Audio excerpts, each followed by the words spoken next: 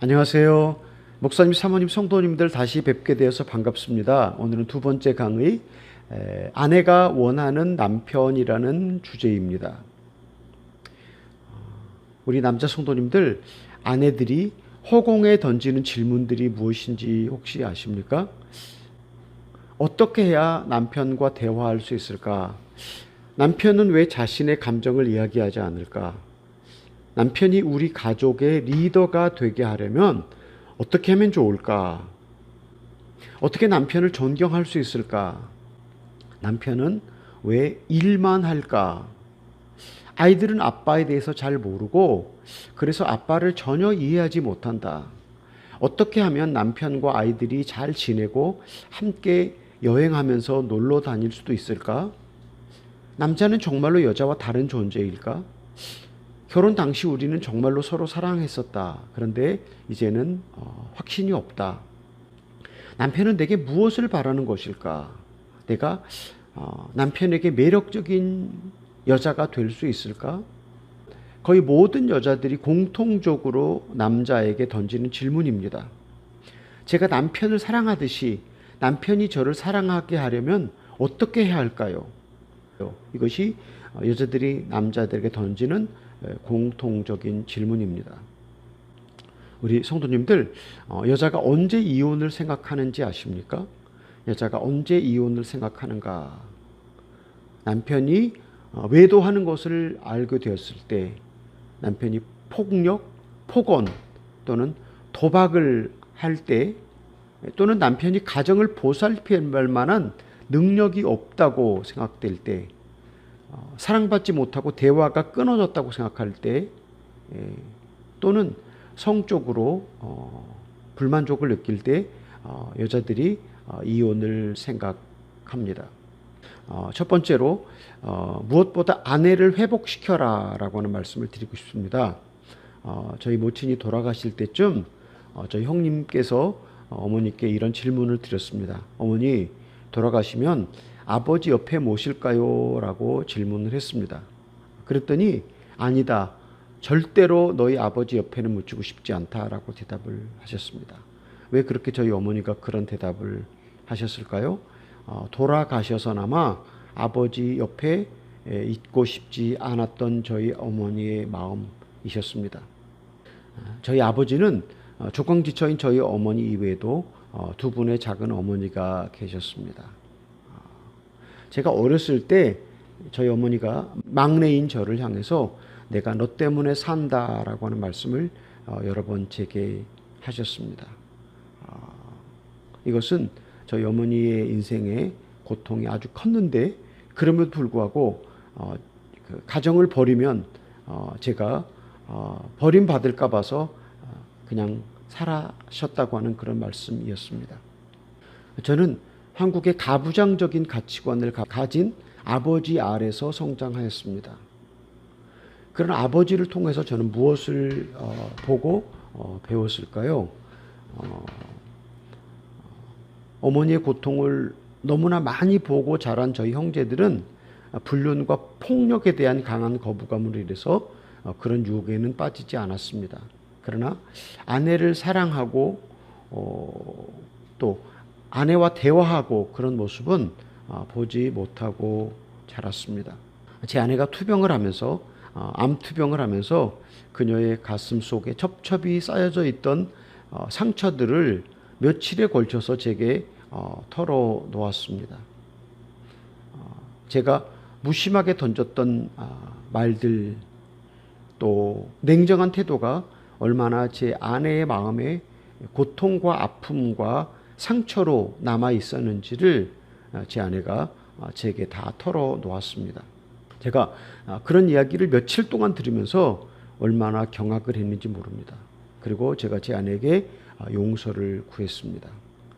우리 아버지가 저희 어머니를 대하면서 무시하고 사랑하지 않았던 그 유산이 제 안에 그대로 있었던 것입니다. 우리 남자 성도님들 한번 아내에게 이런 질문을 해보시면 어떨까요? 혹시 내가 당신에게 언어나 어떤 태도로 상처를 주었고 그것이 가슴에 아픔으로 남아있는지 한번 여쭤보시면 어떨까요? 남편들이 아내에게 내가 보여준 어떤 태도나 어떤 언어로 인해서 당신의 마음에 상처가 있는지 그렇게 질문해 보시면 어떠냐라고 하는 그런 말씀입니다. 만일에 우리 남자들이 아내에게 던진 어떤 언어나 어떤 태도로 인해서 가슴에 상처가 남겨 있었다면 그 상처가 반드시 해결되어야 합니다. 살인에는 두 가지 살인이 있습니다. 하나는 흉기를 사용하거나 어떤 고의적인 방법으로 살해하는 것입니다. 그런가 하면 아내를 무시하고 사랑하지 않는 태도를 통해서 아내의 가슴에 한을 쌓게 하는 것입니다. 그럼 아내는 그런 남편의 무정한 태도나 또는 무정한 언어를 통해서 가슴에 상처를 받게 되고 그것이 한으로 쌓이게 되면서 여러 가지 병에 걸려서 고생을 하기도 합니다. 또 그런가 하면 그 여러 가지 병으로 인해서 일찍 세상을 떠나기도 합니다. 이것이 두 번째 간접 살인을 하는 것입니다. 첫 번째, 전통적인 살인은 세상에서 벌을 받습니다. 그런데 두 번째, 아내를 무시하고 사랑하지 않은 태도를 통해서 아내를 간접적으로 사랑하는 것은 이 땅에서 벌을 받지 않습니다. 그런데 이것이 해결되지 않고 주님 앞에 가면 주님 앞에 가서 벌을 받게 될 것입니다. 이 땅에서 진실로 아내에게 용서를 구하고 그 아내가 용서해 주고 그리고 그 무정했던 태도나 그 무시했던 그런 언어가 바뀌어질 때 아내가 참으로 남편의 사랑과 남편의 그 인정, 남편의 어떤 그런 돌봄을 확인하게 될 때 남편은 주님 앞에 가서 벌을 받지 않게 될 것이라고 생각을 합니다. 그렇게 되면 우리가 우리 조상들로부터 우리 아버지로부터 받았던 가부장적이고 유교적인 남성 우월주의의 유산을 우리 세대에서 끊을 수 있습니다. 남성 우월주의, 가부장적인 이 유산을 우리 세대에서 끊어야 된다고 생각합니다. 이런 이야기를 들으면서 혹시 생각하기를 아니 김철기 선교사가 우리에게 지금 공포를 조성하고 이단 논리를 가르치는 것이 아닌가라고 생각할 수 있습니다. 그런데 우리 성도님들 오해하지 마시기 바랍니다. 마태복음 5장 22절에서 주님께서 뭐라고 말씀하시는지 아십니까? 나는 너희에게 말한다. 자기 형제나 자매에게 성내는 사람은 누구나 심판을 받는다. 자기 형제나 자매에게 얼간이라고 말하는 사람은 누구나 공의회에 불려갈 것이고 또 바보라고 말하는 사람은 지옥불에 던져질 것이다. 이것이 주님께서 우리에게 가르쳐주신 산상수훈에 나오는 말씀입니다.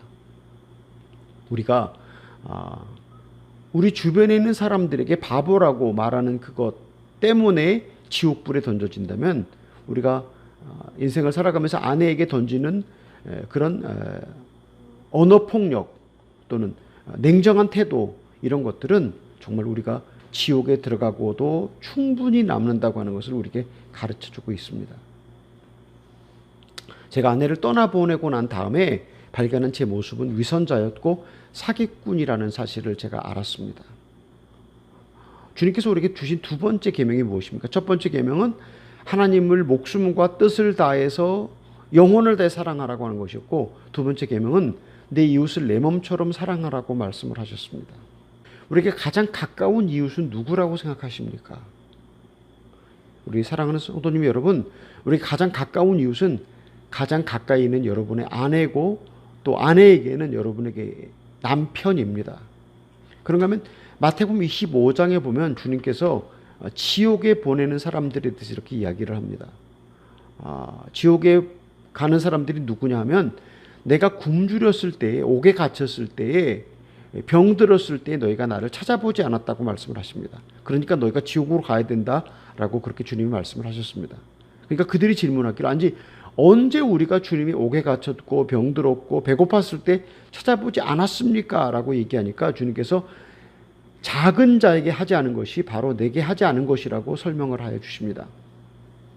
우리 성도님들 작은 자가 누구입니까? 바로 여러분 옆에 있는 아내가 바로 여러분에게 작은 자입니다. 바로 여러분들 앞에 있는 남편이 작은 자입니다. 저는 이 작은 자가 사회적 약자라고 생각을 했습니다. 그 사회적 약자가 바로 아마존의 인디오 형제들이라고 생각을 했기 때문에 제가 아마존에 와서 인도 형제들을 사랑한다고 제가 가진 모든 것들을 쏟아부으면서 그들을 사랑한다고 생각을 했습니다. 그런데 제가 아내를 떠나보내고 난 다음에 생각을 해보니까 저는 가장 가까이 있는 이웃도 사랑하지 않았고, 그리고 가장 작은 자로 제 옆에 있었던 아내도 그 아내의 고통과 아픔도 이해하고 나눠주지 않은 가운데 누구를 사랑한다고 뭐 아마존 형제들을 사랑한다고 했다는 그 모든 것이 사실은 위선이었고 사기였다는 사실을 제가 발견했습니다. 우리 남자 성도님들 한번 아내에게 질문해 보시기 바랍니다.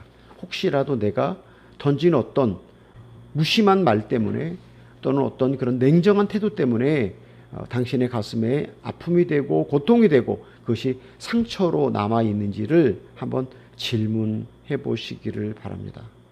꼭 질문해 보시기를 바랍니다. 이미 우리 남자 성도님들이 아내에게 진심으로 용서를 구했고 또 그 용서를 구했고 이제는 전에 했던 그런 언어 또는 그런 무관심한 냉정한 태도를 바뀌어서 사랑하는 남편으로 바뀌어졌다면 괜찮습니다. 그러면 아내가 회복이 되었을 것입니다. 그러나 만일에 그 아내가 가슴속에 품고 있는 그 아픔과 상처 또 우리말로 말하는 한이 그게 쌓여져 있다면 아내가 회복되지 않았습니다. 아내의 상처와 한은 반드시 치유되고 회복되어야 합니다. 이 아내가 남편에게 받은 상처나 이것들을 이렇게 이야기할 때 우리 남편들이 이것들을 잘 들어줘야 합니다.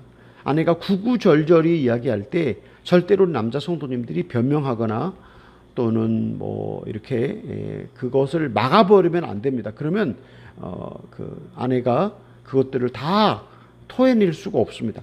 다 토해내는데 며칠이 걸릴지라도 꼭 다 토해내고 그것들을 남자가 듣고 진심으로 용서를 구하고 태도를 바꿔줘야 합니다. 그래야만 여자의 마음이 회복이 되고 그리고 남자가 하나님께 복을 받을 수 있고 말씀드린 것처럼 하나님께 벌을 받지 않을 수 있고 가부장적인 그 유산이 남성 우월주의 유산이 우리 세대에서 끊어질 수가 있습니다. 아내의 상처와 마음의 한이 회복되지 않으면 부부 세미나 아무리 많이 들어도 아무런 의미가 없습니다. 왜냐하면 부부 세미나는 사실은 그런 상처가 회복된 사람들에게 어떻게 하면 더 행복한 인생을 살 수 있을까를 가르쳐 주는 강의이기 때문에 제가 우리 남자 성도님들께 꼭 부탁을 드립니다. 아내의 상처와 한을 꼭 풀어주시기를 예수님의 이름으로 부탁을 드립니다. 간계와 사랑이 제일 중요한 아내의 특성을 이해하라고 말씀을 드리고 싶습니다. 우리 남자 성도님들 아내가 하는 이런 이야기 들어보셨을 겁니다. 모임에 가기를 준비하면서 옷장을 열어보고 입을 만한 옷이 없네, 들고 갈 가방이 없네, 적당한 신발이 없네, 그런 이야기를 아마 아내가 하는 것을 들어보셨을 것입니다. 그런 말을 듣는 남자는 생각하기를 아니 옷장에 옷이 얼마나 많은데 입을 옷이 없다고, 또 신발장에 신발이 얼마나 많은데, 그리고 가방이 몇 개나 되는데 무슨 말을 하는 거야. 남자는 여자의 이 말을 이해하지 못합니다. 왜 여자는 남자와 이렇게 다를까? 남자는 사실을, 여자는 관계를 중요하게 여깁니다. 여자는 사랑 자체라고 말하지 않습니까? 여자는 아이들을 양육하기 위한 모성을 갖고 있습니다. 또 민감한 감수성, 그리고 동정심, 사랑, 이것이 여자의 본성입니다. 하나님은 사랑을 위해 여자를 창조하셨습니다. 여자는 사랑으로 살고 사랑을 위하여 죽습니다. 그런데 성경은 남자에게 그 여자를 사랑하라고 가르칩니다. 그런데 신기한 사실은 여자에게는 남자를 사랑하라고 가르치지 않습니다. 왜 그럴까요? 남자는 여자를 사랑하라고 가르치는데 여자에게는 남자를 사랑하라고 가르치지 않습니다. 에베소서 5장 33절에 있는 말씀입니다. 그러나 너희도 각각 자기 아내 사랑하기를 자신같이 하고 아내도 자기 남편을 존경하라. 하나님은 여자에게 남자를 사랑하라고 명령하셨다고 말씀하셨습니다. 성경은 왜냐면요, 성경은 우리가 갖고 있지 않은 것 곧 우리가 갖고 있지 않은 본성에 대해서 우리에게 이렇게 하라고 명령하시고, 우리가 갖고 있는 본성에 대해서는 하나님이 우리에게 명령할 필요가 없으시기 때문입니다. 잘 아시겠지만 여자는 남자를 정말 사랑합니다. 그런데 남자는 여자를 사랑하지 않습니다. 남자는 무엇을 사랑하는지 여러분 잘 아시죠? 남자는 자기 일을 사랑하고 자기 능력이 인정받기를 원하고, 남자는 자기 자존심이 높이 올려져 가기를 원하는, 남자는 여자는 사랑에 살고 죽고, 남자는 자기 명예, 자기 일에 살고 죽습니다. 우리 여자 성도님들 본성적으로 남편을 사랑합니다. 예. 창세기 3장 6절에 보면 여자가 남편을 본성적으로 사랑하는 것이 잘 설명이 되어 있습니다. 하나님께서 여자에게 범죄한 후에 그 여자에게 내린 징계를 창세기 3장 6절이 말하고 있습니다. 너는 남편을 사모하고 남편은 너를 다스릴 것이니라. 그러니까 하나님이 여자에게 내린 징계 가운데 여자는 남편을 사모하도록 되어 있다는 얘기입니다. 그것이 바로 여자는 본성적으로 남편을 사랑하는 것입니다. 그래서 여자는 남편을 본성적으로 사랑합니다. 이것이 하나님께서 여자에게 내린 징계이고, 또 이 징계는 바로 여자에게 주신 하나님의 축복이라고 합니다. 아까 제가 말씀드렸죠. 여자들이 기본적으로 하는 질문, 내가 그를 사랑하는 것처럼 그도 나를 사랑할까? 모든 여자들이 남편을 향해 던지는 기본적인 질문, 내가 그를 사랑하는 것처럼 그도 나를 사랑할까?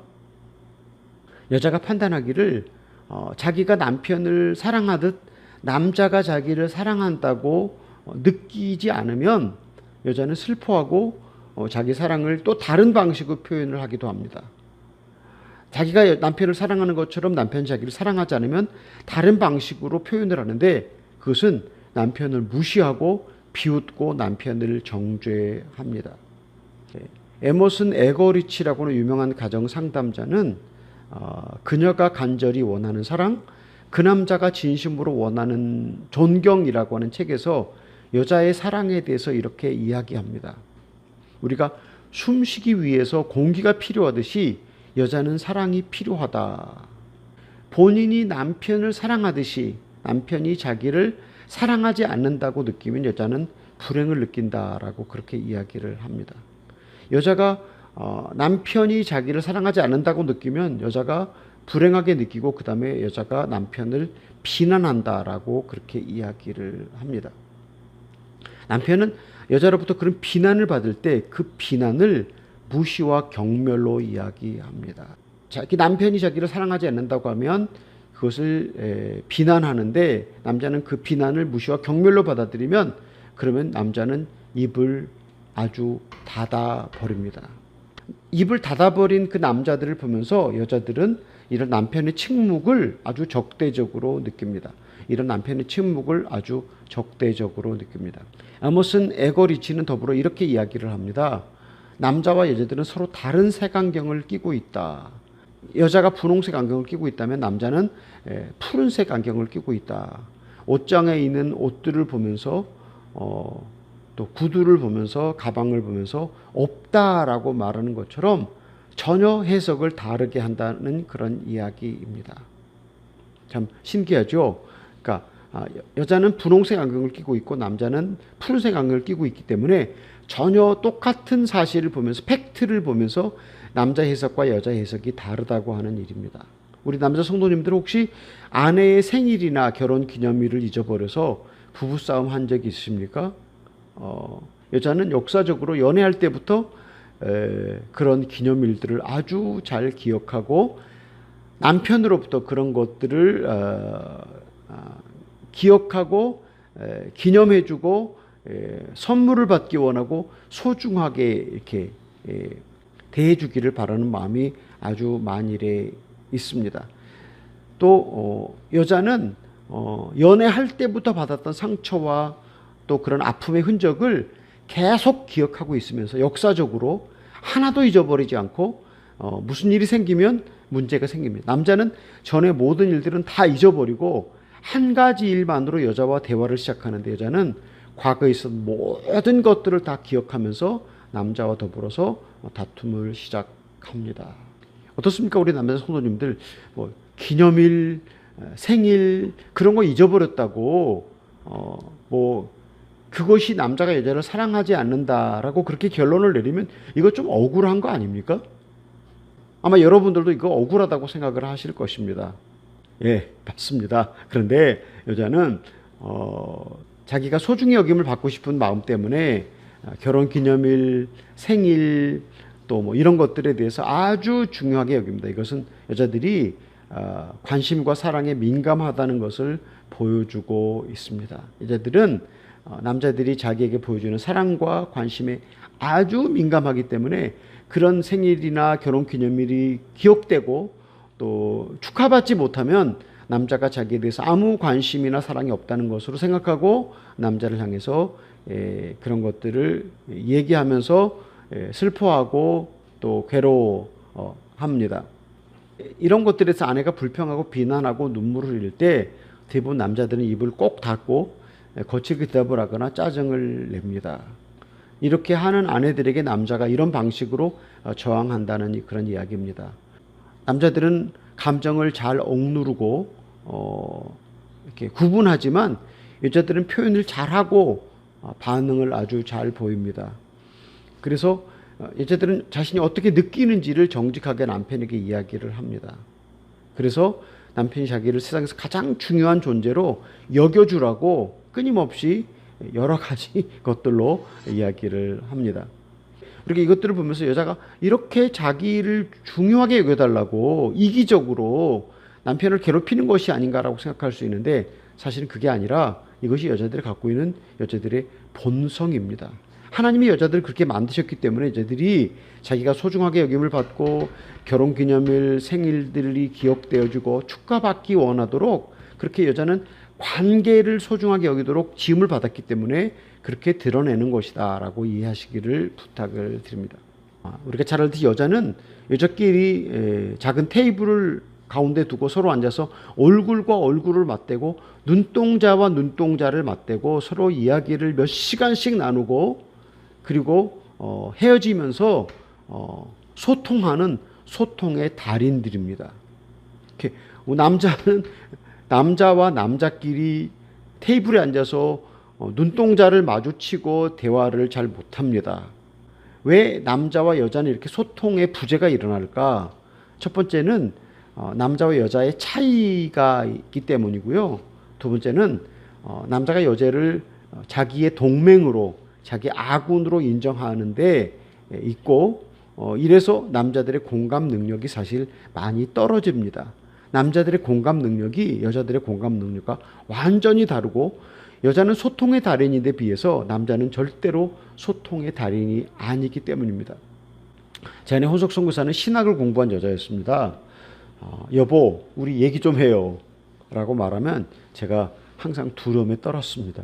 우리 성도님들도 그러십니까? 아내들이 여보 우리 얘기 좀 해요 그러면 두려움에 떠십니까? 제 아내는 저하고 얘기를 시작하면 늘 제게 교만하다고 지적을 했습니다.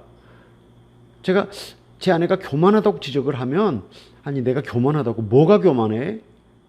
라고 제가 항상 이제 대꾸를 했는데 그런데 제 아내는 제 속마음을 아주 잘 꿰뚫어 보고 있었습니다. 제가 늘 말실수를 잘 했는데 제 집사람이 말하기를 당신은 자아가 죽지 않아서 당신의 자아로 다른 사람에게 상처를 준다고 그러니까 말 조심하라고 제게 경고를 많이 했습니다. 그때 제가 속으로 생각해 그럼 입을 다물고 살란 말이야? 라고 하면서 제가 속으로 아주 짜증을 많이 냈습니다. 선교사들은 원래 3개월에 한 번씩 선교 보고를 이렇게 후원교회 선교 본부에 내게 돼 있는데 제가 며칠 걸려서 선교 보고서를 작성해서 제 집사람에게 보여주면 그 선교 보고서를 보면서 시시콜콜 이건 안 된다 이거 이렇게 고쳐라 라고 그렇게 제게 얘기를 했습니다. 그럼 제가 자기가 선교 보고서를 쓴 게 아니고 내가 썼는데 그렇게 다 고치라고 얘기하는 걸 보면 제가 아주 속에서 천불이 났습니다. 제 아내가 떠나고 난 다음엔 지금은 아무도 제게 직선적인 충고나 비난을 하는 사람이 없습니다. 그럼 제가 얼마나 편하겠습니까? 뭐 선교 보고서를 쓰거나 뭐 제가 말을 함부로 하거나 제가 뭐 어떤 태도를 보여도 아무도 제게 직선적으로 말하는 사람이 없는데 제가 얼마나 편하겠습니까? 마치 제가 곱비 뿔린 망아지처럼 그렇게 자유롭습니다. 자유롭게 산다는 얘기입니다. 그런데 이런 걸 보면서 한편으로는 마음이 굉장히 많이 아픕니다. 전에는 묶여져 있는 그런 사람이었다면 이제는 아주 자유로운데, 그런데 지금은 아무도 제게 직선적인 충고나 비난을 해주는 사람이 없어서 제 마음이 되게 슬프다고 하는 이야기입니다. 제가 지금도 늘 어떤 일이 생기면 제 집사람이 33년 동안 제게 했던 충고들을 기억하면서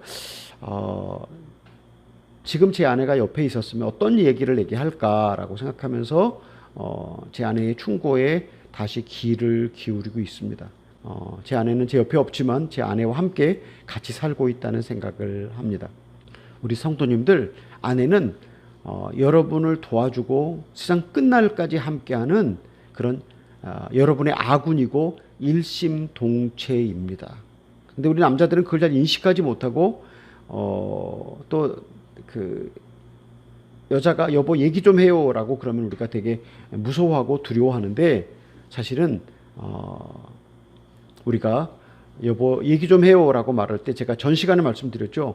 나는 당신을 사랑해요, 나는 당신의 사랑을 받고 싶어요라고 하는 그런 여자의 표현이고 여자의 절규라고 말씀을 드렸습니다. 또 여자는 생각하기를 자기가 남편을 그렇게 사랑하는 것처럼 자기도 남편에게 사랑받을 권리가 있다고 생각을 합니다.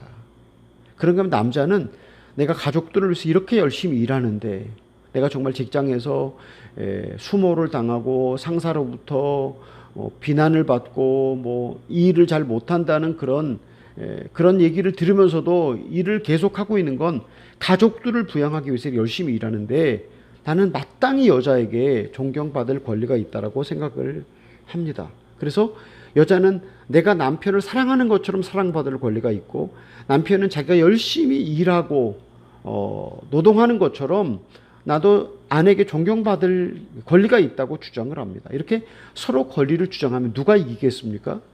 누가 이렇게 다투고 싸우는 이 남편과 아내의 다툼을 가장 기뻐하겠습니까? 마귀가 가장 기뻐하고 마귀가 승리자가 됩니다. 그러면 가정은 그야말로 지옥이 됩니다. 우리 남자들은 아내들에게 제발 나를 존경해 주라, 나에게 좀 순종해 주라 라고 그렇게 얘기를 합니다. 성경이 여자에게 말하기를 남편을 존경하라, 순종하라 그렇게 말하고 있습니다. 근데 왜 여자는 나를 존경하고 순종하지 않느냐? 당신이 교회에서 뭐 목사고 선교사고 장로고 권사고 집사인데 왜 나를 존경하고 순종해 주지 않느냐?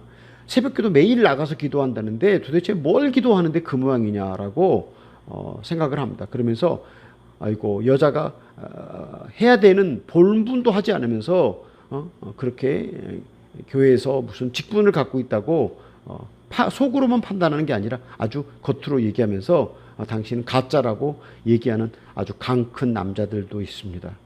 어떻습니까? 우리 여자 성도님들, 주님이 교회를 사랑하듯이 남편들이 아내를 사랑하라고 했는데 왜 나를 사랑하지 않느냐? 남편이 가정의 머리인데 먼저 나를 사랑해야지, 이런 생각하지 않으셨습니까? 제가 아내를 잃기 전에는 남자들에게 제가 아내를 잃기 전에 여자들에게 남자를 향해서 순종하라, 존경하라는 설교를 저도 되게 많이 했던 것 같습니다. 그런데 제가 아내를 잃고 난 다음에는 생각이 좀 바꿔졌습니다. 남자가 먼저 여자를 사랑할 때만 여자가 순종과 존경으로 남자를 대접한다는 것을 비로소 발견한 것입니다. 이 발견을 좀 일찍 했어야 되는데 제가 발견을 너무 늦게 했기 때문에 참 슬프게 인생을 살 수밖에 없는 것 같습니다. 남자가 여자를 먼저 사랑해야만 여자가 남자에게 순종과 존경으로 대접한다고 하는 이야기입니다. 남자가 먼저 사랑으로 여자를 대하지 않으면 여자가 남자에게 존경과 순종으로 대접하지 않는다고 하는 이야기입니다. 그러니까 누가 먼저 솔선수범으로 본을 보여야겠습니까? 남자가 먼저 본을 보여야 합니다. 주님께서 교회를 어떻게 사랑하시는지 성경이 우리에게 잘 가르쳐주고 있습니다. 그리스도께서 교회를 사랑하시고 그 교회를 위해 자신을 주심같이 남자도 여자를 사랑해라라고 성경이 우리에게 가르쳐주고 있습니다. 이것은 곧 물로 씻어 말씀으로 거룩하게 하사 자기 앞에 영광스러운 교회로 드러나게 하도록 주님께서 교회를 그렇게 사랑하셨다라고 그렇게 말씀하십니다. 그러니까 남자들이 먼저 여자들을, 아내들을 그렇게 사랑해야 된다고 하는 것을 성경이 우리에게 가르쳐주고 있습니다. 교회에서 설교하는 분들이 대부분 다 목사나 또 이 사람들이 남자들이잖아요. 그러니까 교회 안에서 여자는 남자에게 순종해라, 존경해라 이런 얘기는 귀에 못이 박히도록 많이 듣는데, 남자들이 여자를 이렇게 주님이 교회를 사랑한 것처럼 사랑해야 된다는 얘기는 별로 많이 듣지 않고 있습니다. 어떻습니까? 우리 강림교회 성도님들 어떠신지? 우리 김주현 목사님은 남자들에게 여자를 사랑하지 않는 걸 회개하라고 설교 많이 하시는지, 아니면 여자들이 남자들을 사랑하지 않는 것에 대해서 설교 많이 하시는지 제가 그것까지 잘 모르겠습니다.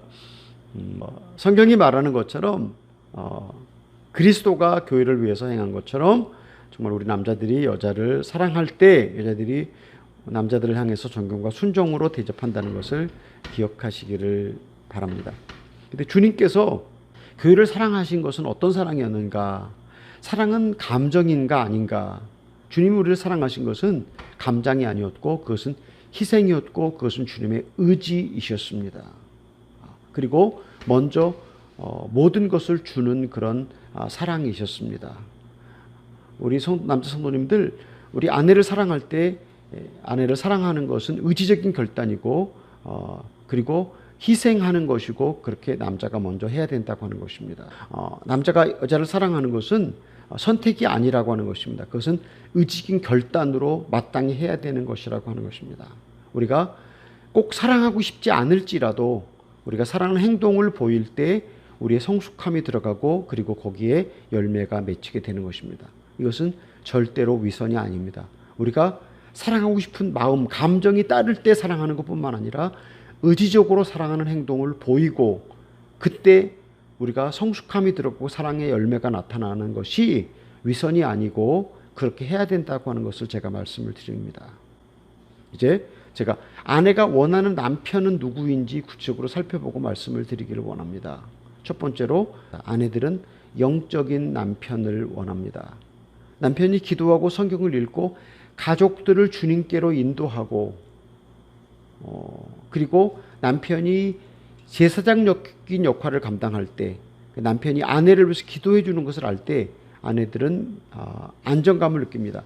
마태복음 6장 33절에 있는 말씀입니다. 너희는 먼저 그의 나라와 그의 의를 구하라. 그러면 이 모든 것을 너에게 더하시리라고 주님께서 말씀하셨습니다. 하나님의 나라와 그 의를 구하는 경건한 남편, 그 남편이 영적인 리더십을 갖고 있을 때 아내들은 평안을 경험하고 그리고 그렇게 남편들이 아내를 위해서 기도하고 또 그 기도와 함께 자식들을 돌볼 때 아내는 사랑받는다는 느낌을 갖게 됩니다. 우리 남자 성도님들 가정에서 영적이고 제사장적인 역할을 잘 감당하시기를 바랍니다. 여자는 남편이 영적이기를 바랍니다. 두 번째로 아내들은 남편들이 결혼 서약을 지키기를 바랍니다. 아내들은 남편들이 결혼 서약을 지키기를 바랍니다. 우리가 어떻게 결혼 서약을 했습니까? 정말 그 결혼 주례자인 목사님 앞에서 또는 증인들 앞에서 우리가 이렇게 서약하지 않습니까? 오늘부터 영원히 기쁠 때에도 슬플 때에도 가난할 때도 병중에라도 부유할 때라도 죽음이 우리를 갈라놓을 때까지 사랑하겠습니다라고 우리는 결혼식장에서 떨리는 목소리로 하나님 앞에서 그리고 증인들 앞에서 엄숙하게 서약을 했습니다. 이 서약을 지킨다는 것은 우리가 한평생을 사랑하면서 한평생을 살아가면서 문제들이 발생하고 권태기가 오고 그래서 결혼을 후회하고 또 다투면서 그럴 때라도 이 결혼 서약을 지켜야 한다고 하는 것입니다. 사실 이 결혼 서약을 지키는 것은 성경이 우리에게 말하는 제자가 되는 조건, 내 자신을 부인하고 날마다 십자가를 져야만 결혼 서약을 지킬 수 있습니다. 우리는 기쁘고 평안하고 부요하고 건강하고 행복할 때는 결혼 서약 지키는 것이 아주 쉬운 일입니다. 별 문제가 없습니다. 그런데 우리가 병들고 문제가 생기고 권태기가 오고 서로 다투고 가난해질 때, 그때 우리는 결혼 서약을 잊어버리고 우리 본성이 시키는 대로 하고 싶습니다. 그런데 사실은 평소에는 그렇게 사랑하지 않다가도 병들고 가난하고 문제가 생기면 우리가 더 결혼 서약을 지켜야 할 필요가 있지 않습니까? 성경에 보면 아담이 홀로 있는 것을 보시고 아담이 혼자 있는 것이 좋지 않아 보여서 하나님이 아담을 잠들게 하시고 아담의 갈빗대를 뽑아서 돕는 배필 하와를 만들었다고 합니다. 하나님이 하와를 만드신 목적은 아담을 돕기 위한 배필이었습니다. 그러니까 하와가 만들어진 것은 아담을 돕기 위한 것이었다고 하는 거죠. 역시 마찬가지로 아담도 하와를 위한 배필이었습니다. 이 배필이라고 하는 말이 무슨 말인지 아시죠? 약한 부분을 채워주고 세워주는 것이 바로 돕는 배필이라는 뜻이지 않습니까? 근데 여기 하와가 만들어진 것이 아담을 위한 배필로 만들어졌고 아담도 역시 하와를 위한 배필이라고 생각해 볼 때 이 비밀이 아주 진짜 심오한 것을 우리가 발견할 수가 있습니다. 우리는 결혼할 때 나는 사랑해서 결혼한다라고 그렇게 말하지 않습니까?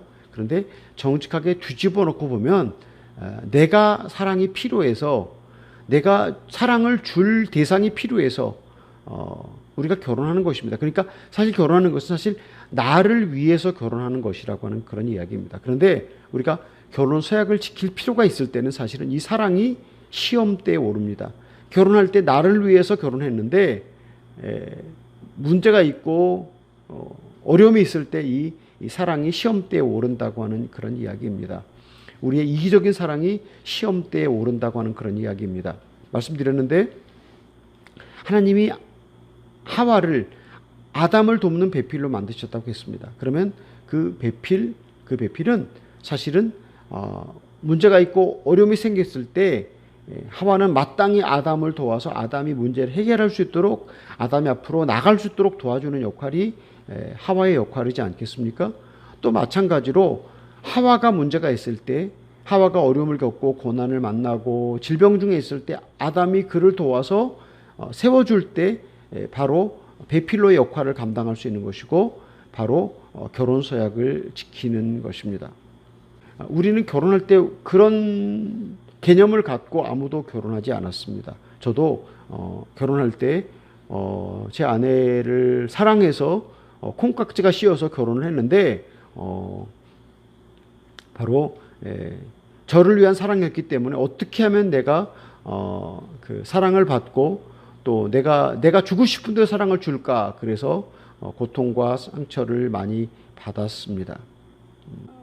내가 받고 싶은 사랑, 또 내가 받고 싶은 어떤 그런 것들을 아내에게 요구하면서 내가 돕는 배필로서가 아니라 내가 마치 피를 빨아먹는 왜 거머리처럼 그 상대방의 피를 빨아먹으면서 내 인생을 행복하게 살고자 하는 그런 마음 가운데 우리는 결혼을 했고 그렇게 살아가는데, 그런데 하나님이 우리를 결혼시키신 목적은 바로 내가 상대방을 돕기 위해서, 배우자를 돕기 위해서 결혼을 해야 된다고 하는 것을 성경이 말하고 있다고 하는 그런 이야기입니다.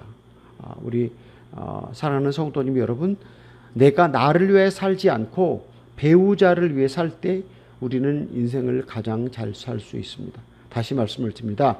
내가 나를 위해 살지 않고 배우자를 위해 살 때 우리는 행복한 경험을 할 수가 있습니다.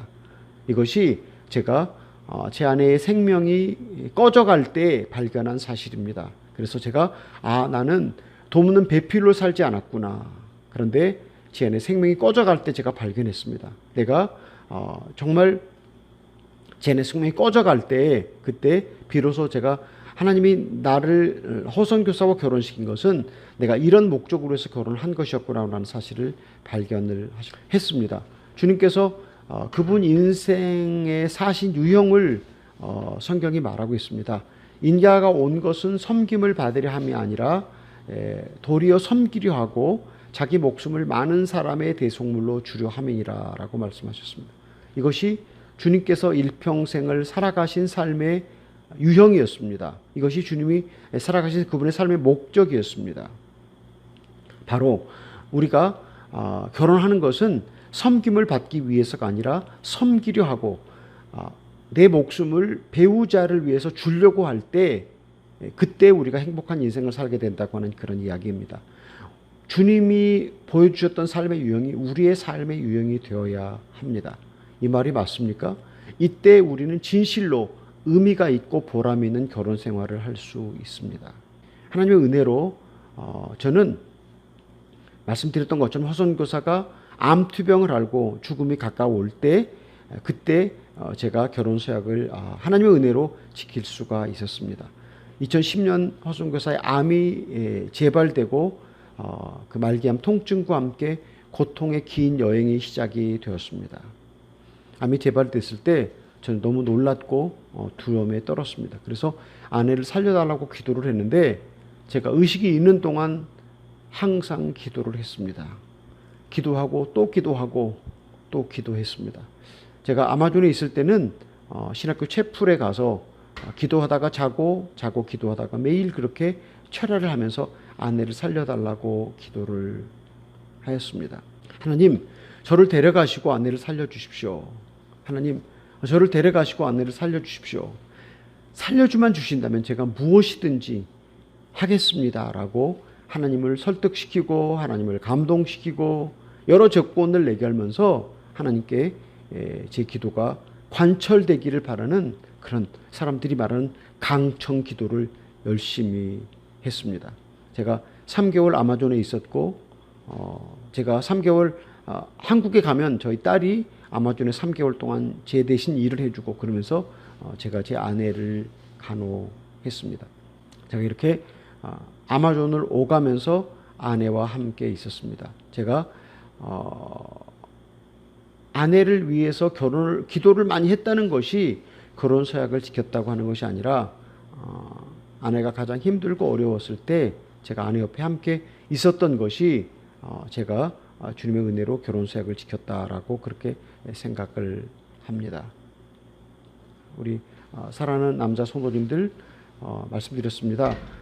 내가 결혼하는 것은 아내를 섬기고 아내를 위해서 내 목숨을 주려고 하는 그런 마음을 가질 때 내가 배우자를 잘 살게 해줄 때 내 인생이 잘 살게 된다는 그것 꼭 기억하시기를 부탁을 드립니다. 사실은 저는 제 집사람이 건강할 때는 제가 아주 철없는 남편이었습니다. 근데 제 집사람이 말기암으로 투병할 때 제가 비로소 철이 들었습니다. 근데 사실은 말씀드렸던 것처럼 우리가 결혼 서약을 지킨다고 하는 것은 슬프고 병들고 가난하고 어려울 때 결혼 서약을 지켜야 합니다. 우리 남자 성도님들 아무쪼록 결혼식장에서 서약했던 그 서약을 꼭 지키시기를 바랍니다.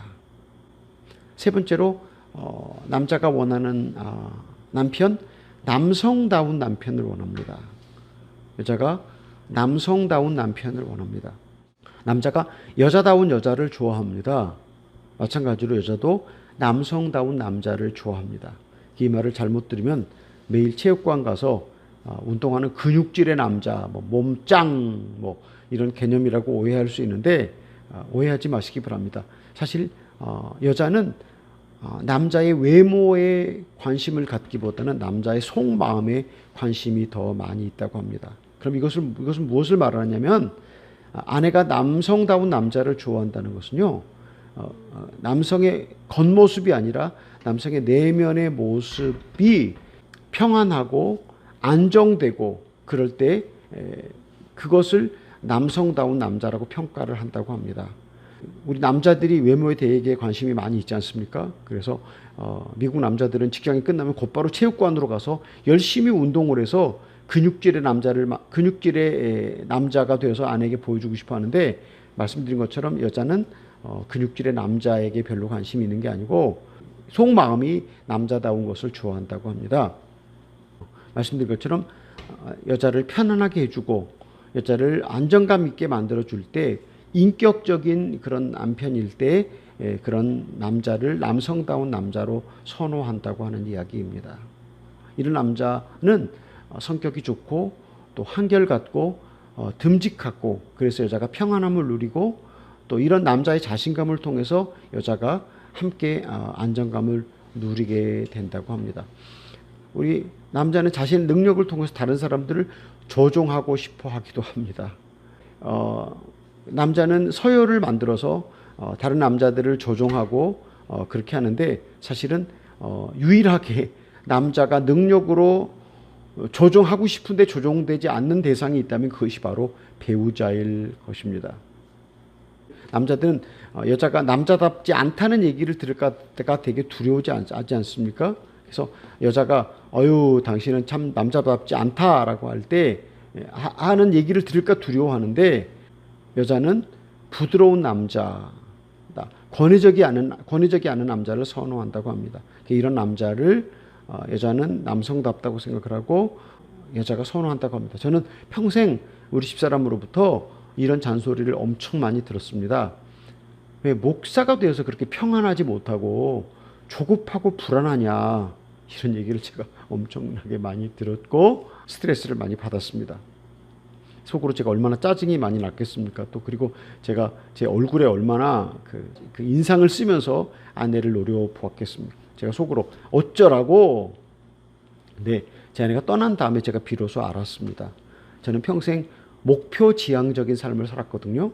이건 뭐냐면 제가 일에 중독이 되어 살았기 때문에 선교 사역이 내 일이라고 하는 착각 속에서 어떻게 하든지 많은 열매를 맺고자 하는 그런 강박관념과 집착이 있었습니다. 그래서 이 강박관념과 집착이 어떻게 드러나냐면 조급하고 불안한 것으로 드러났다고 하는 이야기입니다. 좀 멋진 말로 이것을 설명할까요? 저는 성공을 위해서 사랑을 희생하였습니다. 내가 이루고 싶은 선교 사역의 풍성한 그 모습을 위해서 아내를 희생하고 가족을 희생했다고 하는 그런 이야기입니다. 그래서 이것들이 저를 불안하게 만들었고 조급하게 만들었습니다. 그런데 제가 아내가 떠나고 난 다음에 비로소 내가 살았던 것이 목표 지향적인 그런 삶이었구나라고 생각하면서 제 아내가 떠나고 난 다음에 비로소 선교 사역을 주님의 일로 인정하게 될 때 불안함과 조급함이 사라졌습니다. 우리와 아주 가까이 지내시는 집사님 내외가 계신데 그 내외가 아마존에 와서 제가 좀 변한 모습을 보고 저한테 이렇게 얘기를 하시더라고요.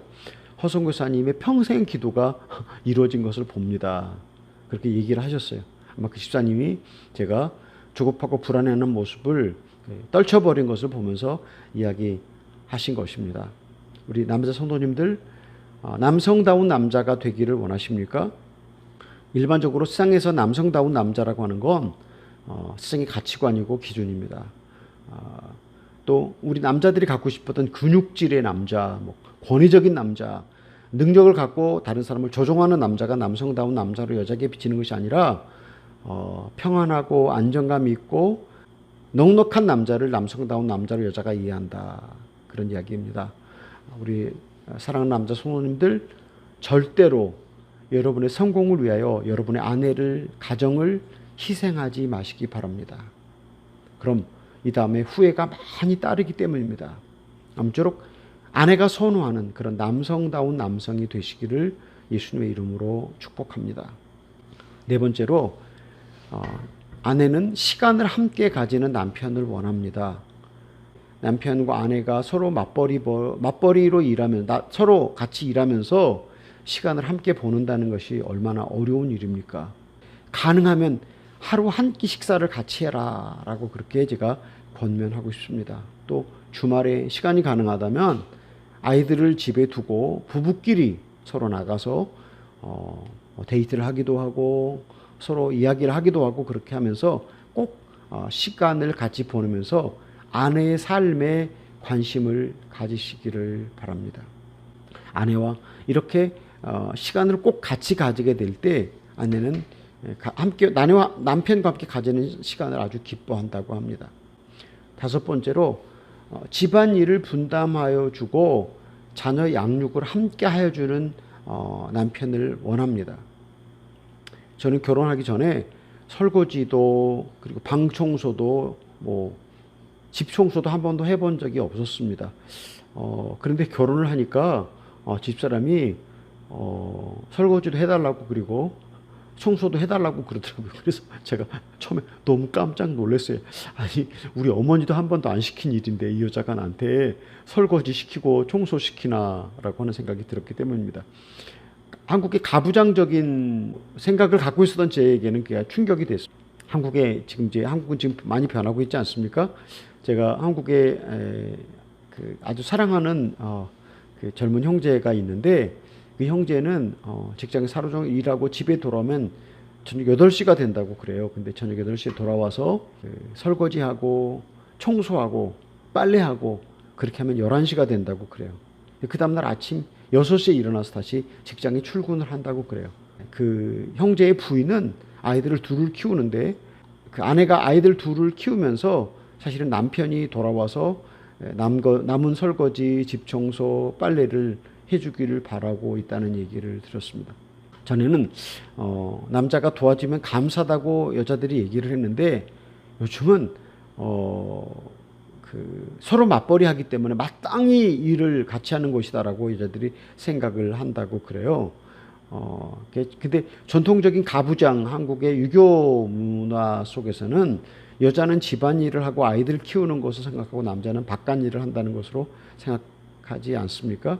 근데 지금 이제 바뀌어진 이 시대 가운데서 우리 남자들이 자녀 양육과 또 집안일을 함께 해야 된다고 하는 것입니다. 아무쪼록 우리 남자 성도님들 집안일을 기쁘게 분담하고 또 자녀 양육을 함께 하실 때 아내가 원하는 그런 남편이 되시기를 바랍니다. 대부분의 여자 성도님들은 가정을 잘 꾸리고 싶은 소망과 욕구가 있습니다. 그래서 아내는 남편이 자녀 양육에 주도적인 역할을 기대합니다. 또 아버지가 이렇게 자녀 양육에 헌신적으로 할 때 아내는 기뻐하고 더 깊은 남자의 사랑을 확인한다고 합니다. 아내가 원하는 남편은 가사일을 분담하고 집안일을 잘 도와줄 뿐만 아니라 자녀 양육을 함께하는 그런 남편을 원한다고 하는 이야기입니다. 아무쪼록 자녀 양육 또 가사 분담을 잘 하셔서 아내의 마음을 기쁘게 하시는 우리 남자 성도님들이 되시기를 예수님의 이름으로 축복합니다. 여섯 번째입니다. 마음을 열고 대화하는 남편을 원합니다. 여러 번 계속 말씀을 드리지만 아내의 대화는 남편이 그것을 해결해 달라고 하는 그런 뜻으로 대화를 하는 것이 아니라 아내는 남편에게 공감 또 관심을 받고 싶어서 얘기를 하는 것이라고 말씀을 드렸습니다. 관심을 나누기 위해서 대화를 시도하는 것이라고 말씀을 드렸습니다. 부부 전문가인 드와이트 스몰이라고 하는 사람은 이런 이야기를 합니다. 하나님과 대화의 문이 닫히면 다른 사람에게도 대화의 문이 닫힌다. 그러나 하나님과의 대화의 문이 열리면 다른 사람과 대화의 문도 열린다라고 이야기를 합니다. 우리가 하나님께 진정 대화의 문이 열려 있으면 다른 사람에게도 열린다. 곧 아내와의 대화의 문도 열릴 것이라고 생각을 합니다. 하나님께서 그리스도인들의 결혼을 향해서 계획하신 것이 이루어지는 것이 바로 아내와 남편이 대화를 잘 통하는 것일 것이라고 생각을 합니다. 여자는 남편이 온 관심을 여자가 대화할 때 기울여 주기를 바랍니다. 또 남편과 벽을 허물 목적으로 남편과 논쟁하기를 바라지는 않습니다. 또 아내는 대화를 시도할 때 남편이 아내의 가치를 인정해 주기를 바랍니다. 그래서 남편들이 아내와 더불어 대화할 수 있는 좋은 시간과 장소를 존중해 주고 그렇게 정해서 대화해 주기를 바랍니다. 한국 심리학계에서 아주 훌륭한 책이라고 불리는 정혜신 교수가 쓴 당신은 옳다라고 하는 책을 읽어보면 정혜신 교수는 이런 이야기를 합니다. 누가 자살하고 싶다는 생각을 하든지 또는 아니면 누구를 죽이고 싶다는 생각을 하든지 아니면 어떤 이상한 행동을 하든지 그가 그런 생각을 하고 그런 행동을 할 때에는 어떤 원인이 있다고 하는 사실입니다. 그런데 그렇게 자살하고 싶다든지 누구를 죽이고 싶다든지 어떤 특별한 행동을 하는 그 원인을 다른 사람이 듣고 그 이야기를 듣는 사람이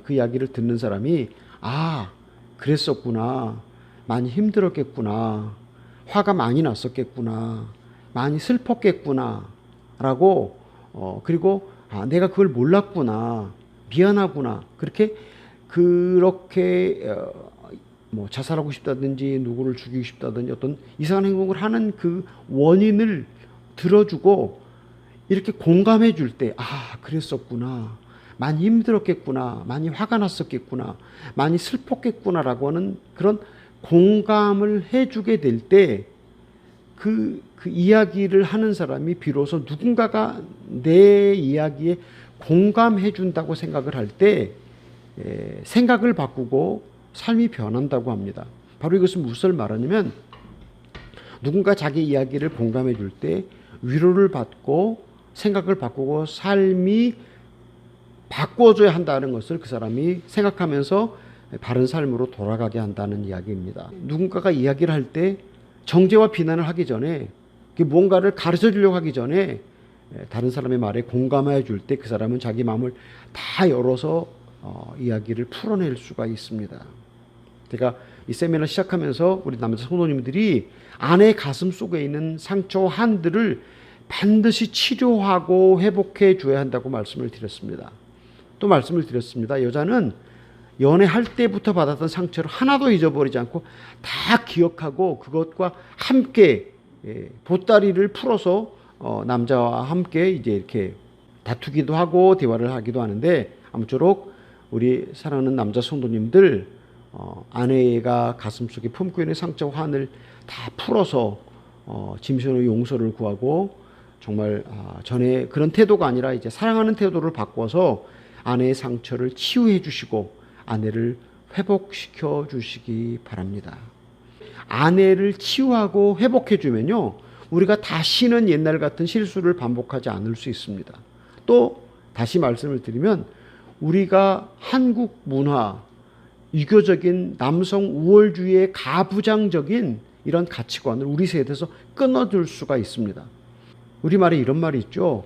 죽은 사람 소원도 풀어준다는데 산 사람 소원 못 풀어주냐? 그런 말이 있죠. 평생 아내라는 이름으로, 엄마라는 이름으로 희생하고 헌신했는데 살아있는 아내의 소원 한번 풀어주면 어떻겠습니까? 아무쪼록 우리 남자 성도님들 마음을 열고 대화를 잘하는 남편들이 되시기를 바랍니다. 7번째, 아내만의 시간을 허락하여 주는 남편을 원합니다. 남편이 아내만의 시간을 갖도록 허락할 때 여자는 행복과 자유를 느낀다고 합니다. 아내가 친구들과의 만남 또는 아내가 좋아하는 취미 생활 또는 아내가 어떤 하고 싶은 일, 그러니까 아내가 집이라는 공간을 떠나서 자유를 느낄 때 여자에게 굉장히 큰 행복이 찾아간다고 합니다. 제가 이 세미나 준비하면서 공부를 많이 했습니다. 근데 공부 많이 하면서 제가 강큰 시리즈도 제가 다 섭렵을 했거든요. 근데 그 강큰 시리즈 하나를 제가 소개합니다. 아내가 외출하는데 감히 어디 가느냐고 묻는 남자. 아내가 외출하는데 같이 가자고 조르는 남자. 더 강큰 남자는 강큰 남자 시리즈를 모르는 남자가 진짜 아주 간이 큰 남자라고 합니다. 여러분, 아내만의 자유시간을 기쁘게 허락하시는 남편이 되시기를 바랍니다. 8번째, 아내에게 경제적 자유를 허락해 주는 남편을 원합니다. 제가 이혼 전문 변호사에게 들었습니다. 이혼을 부르는 말 첫 번째 말이 내가 벌어온 돈 어디다 다 썼냐라고 추궁하며 아내를 의심할 때 아내가 이혼을 결심한다고 합니다. 대부분의 모든 여자가 알뜰살뜰하게 경제로 살림을 하고 싶어 합니다. 그래서 적금도 들고 미래를 위해서 이렇게 준비하는 그런 모습을 보여줍니다. 여자가 갖고 싶어하는 작은 물건들 또 뭐 비싸지도 않고 그런 물건들을 갖고 싶어하는데 그런 것들을 구입할 수 있도록 자유를 허용해 주라고 하는 얘기입니다. 제 집사람은 예쁜 그릇, 예쁜 이불 그런 것들을 되게 좋아했습니다. 제 아내가 저한테 여보 나 저거 사도 돼? 여보 나 저거 사고 싶은데 그렇게 저한테 얘기를 하잖아요. 그럼 제가 집에 있는데 왜 또 사? 그 집에 있잖아. 그렇게 제가 얘기를 했습니다. 근데 제가 이렇게 돌이켜 생각해 보니까 그거 그 예쁜 그릇 하나, 고운 이불 하나 사라고 그랬어도 뭐 기둥 뿌리가 뽑히지도 않았을 텐데 제가 상처를 되게 많이 주었다고 생각을 하면서 되게 가슴 아프게 생각을 합니다. 보니까 대부분의 아내들은 그들이 갖고 싶은 어떤 것들이 있더라고요. 여러분이 잘 아시듯이 여자 성도님들은 항상 가정을 먼저 생각합니다. 아내가 작은 것 구입하고 싶어 할 때 기쁨을 허락하시는 통 큰 남자가 되시기를 바랍니다. 강 큰 남자가 되지 마시고 통 큰 남자가 되시기를 바랍니다. 그때 아내가 남편을 향해서 자부심을 가지게 될 것입니다. 작은 것에 인심을 잃어버릴 필요는 없잖아요. 여자는 자상하고 경제적 자유를 허락하는 남자를 원합니다. 아무쪼록 아내에게 경제적 자유를 허락하는 그런 남편이 되시기를 바랍니다. 9번째로 아내는 정직한 남편을 원합니다. 남자가 정직하기를 바라는 것은 첫 시간에 말씀드렸던 것처럼 그 남자의 욕구, 그녀의 갈망에 나오는 다섯 번째 갈망 중에 하나입니다. 여자는 남자의 솔직함을 원합니다. 왜 여자가 남자의 솔직함을 원할까요? 왜냐하면 남자가 솔직하지 않기 때문입니다. 남자들은 아내가 자기 편이라는 것을 믿지 않기 때문입니다. 말씀드렸잖아요. 부부는 일심동체라고 죽을 때까지 같이 해줄 사람은 유일하게 부부밖에 없는데 남자는 여자를 그렇게 믿지 않기 때문에 이렇게 딴 주머니 찬다고 그러잖아요. 그래서 시댁과의 문제, 경제적인 문제, 어떤 것들에 대해서 그 남자가 여자에게 진실하지 않고 솔직하지 않을 때, 또 그 여자가 동의하고 여자가 허락하지 않는데도 남자는 자기 하고 싶은 일을 해버릴 때 여자는 그때 굉장히 슬퍼하고 나는 누구인가, 나는 이 남자에게 도대체 어떤 의미가 있는가라고 생각하면서 굉장히 슬퍼합니다. 우리 성도님들 그 남자 핸드폰을 여자에게 공개하시기 바랍니다. 그래서 여자가 언제든지 남자 핸드폰을 보고 남자가 무슨 메시지를 누구로부터 받았고 누구한테 메시지를 전달했고 어떤 그런 뭐 카톡, 뭐 왓츠앱, 그다음에 뭐 페이스북 메신저 이런 것들을 여자들이 언제든지 볼 수 있도록 여자들에게 핸드폰을 공개하시기 바랍니다. 비밀이 없는 남자, 투명한 남자, 뭐 시댁과의 문제, 경제적인 문제, 뭐 여러 문제에 있어서 완전히 비밀이 없는 남자가 되시기를 바랍니다. 그때 여자가 진짜 남자를 신뢰할 수 있습니다. 마지막 10번째입니다. 애정을 표현하는 남편을 원합니다. 여자는 애정을 표현하는 남편을 원합니다. 40년을 함께 살다가 황혼 이혼을 하는 부부가 있었답니다. 법원에서 마지막 날 이혼 수속을 다 마치고 그 이혼 수속을 했던 변호사와 함께 저녁 식사를 하게 되었답니다. 그 저녁 식사 때 통닭을 잡수셨나 봅니다. 통닭을 잡수시면서 할아버지가 할머니에게 닭 날개를 뜯어서 주었습니다. 내가 평생 닭 날개를 좋아했는데 오늘 마지막 식사를 하는데 아내에게 내가 마지막 닭 날개를 줘야지. 그리고 닭 날개를 뜯어서 아내에게 주었습니다.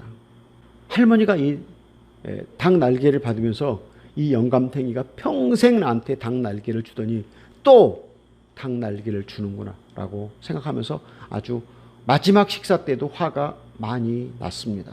서로 식사를 마치고 집으로 돌아갔습니다.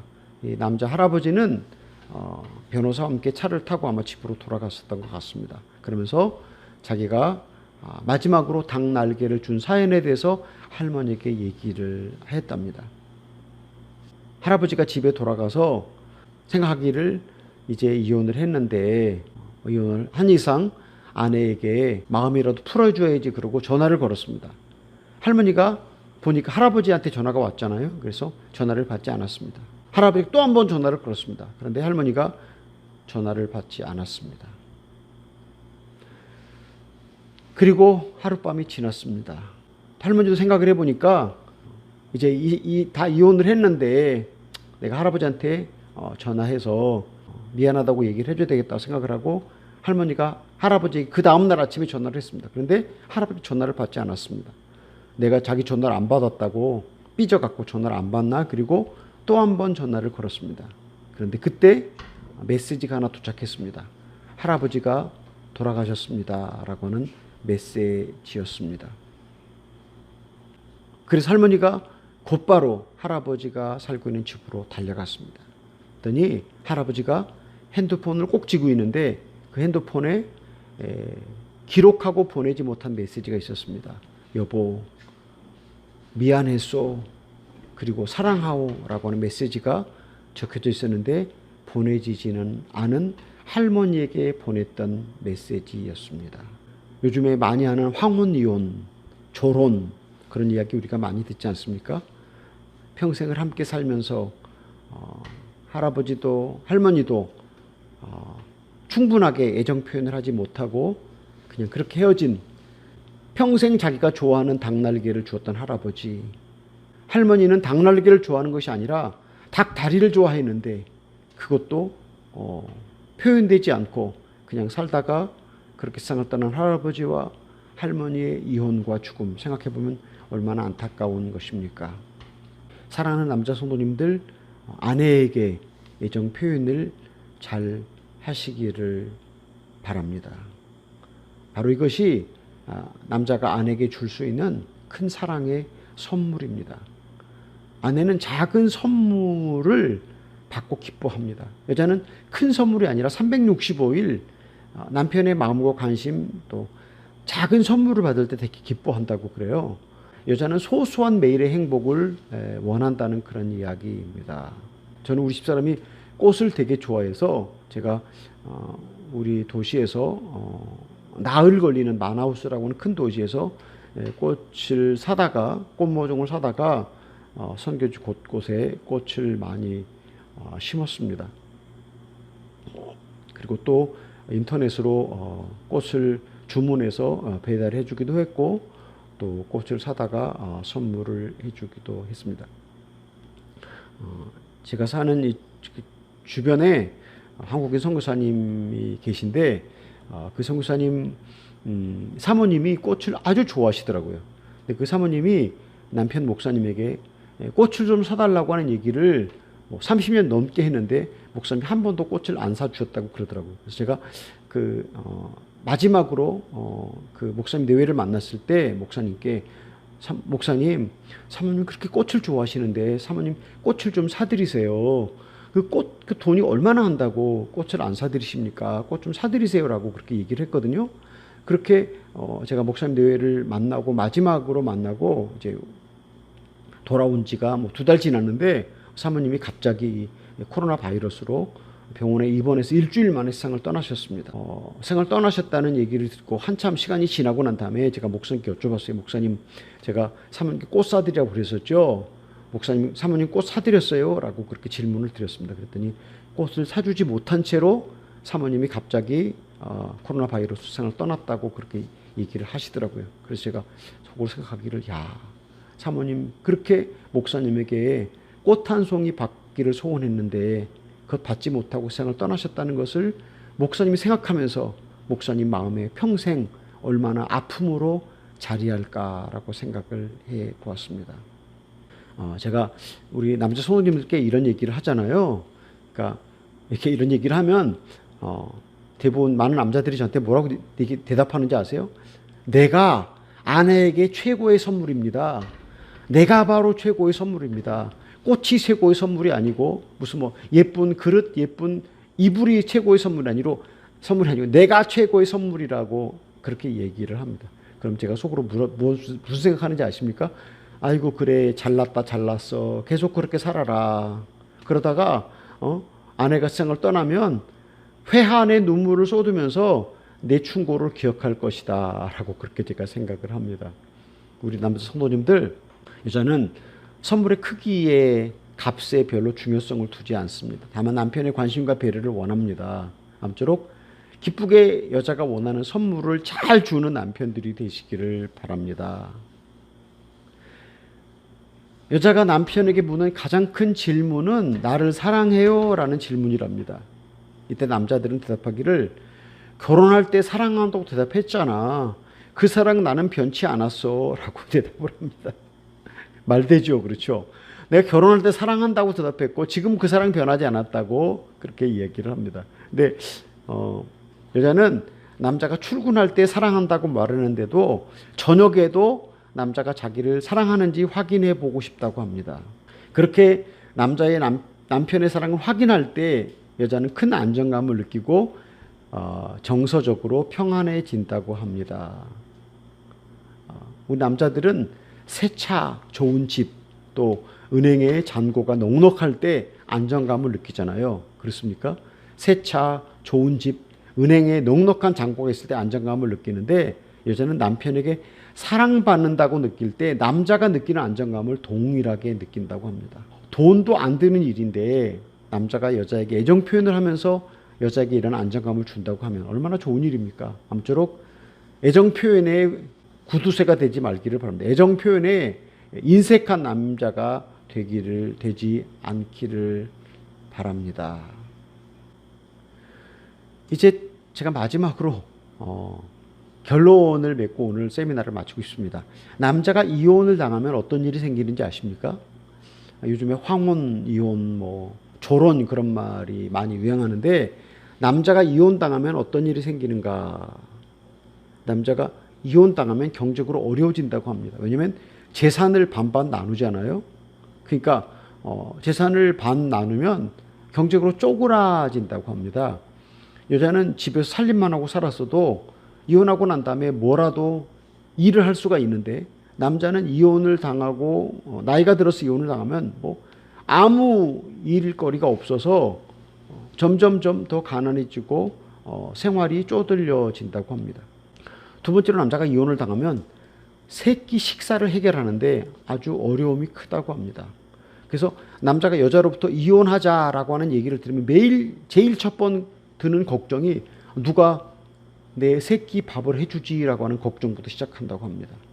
그러니까 남자가 이혼당하면 세끼 밥 먹고 사는데 아주 어려워집니다. 세 번째로 남자가 이혼을 당하면요 건강이 나빠진다고 합니다. 자녀들과 관계가 단절된다고 합니다. 부모가 이혼을 해도 계속 자녀들이 어머니와는 관계를 가지는데 아버지와는 관계를 별로 가지지 않기 때문에 자녀들과의 관계가 단절된다고 합니다. 다섯 번째, 남자가 이혼을 하면요 친구들과도 관계가 단절된다고 합니다. 전에 부부 동반으로 친구들을 만나고 사회활동을 했는데 혼자 나가면 친구들이 왜 이혼했어? 뭐 잘못했어? 라고 그런 얘기를 들을 때 그것들이 고통스러워서 더 이상 그런 모임에 나가지 않기 때문에 친구들과의 관계도 단절된다고 합니다. 여섯 번째로 남자가 이혼을 당하면 손자, 손녀들과도 관계가 단절된다고 합니다. 그 내년의 즐거움이 손자, 손녀를 보는 것인데 그 손자, 손녀를 볼 수 없는 것이 자녀들과의 관계가 단절되기 때문에 손자, 손녀들과도 관계가 단절된다고 합니다. 마지막 일곱 번째로 남자가 이혼당할 때 무슨 일이 생기냐면 우울증에 걸릴 확률이 많다고 합니다. 이혼은 아내와만 이혼을 했는데 자녀들과의 관계도 단절되고 친구들과의 관계도 단절되고 그리고 손자, 손녀도 볼 수가 없고 건강도 악화되고 그 다음에 의식주 해결도 문제가 되고 경제적으로도 손실이 되고 이래서 그 아내 한 사람과 이혼을 한 것뿐인데 이런 모든 것이 다 어우러져서 마음이 슬퍼지기 때문에 우울증에 걸릴 확률이 아주 많다고 합니다. 이제 제가 마칩니다. 주님께서 이 땅에 오신 목적을 말씀하시면서 인자가 온 것은 섬김을 받으려 함이 아니고 도리어 섬기려 하고 자기 목숨을 많은 사람들의 대속물로 주려 함이라고 말씀하셨습니다. 주님이 사신 삶이 이런 것이었습니다.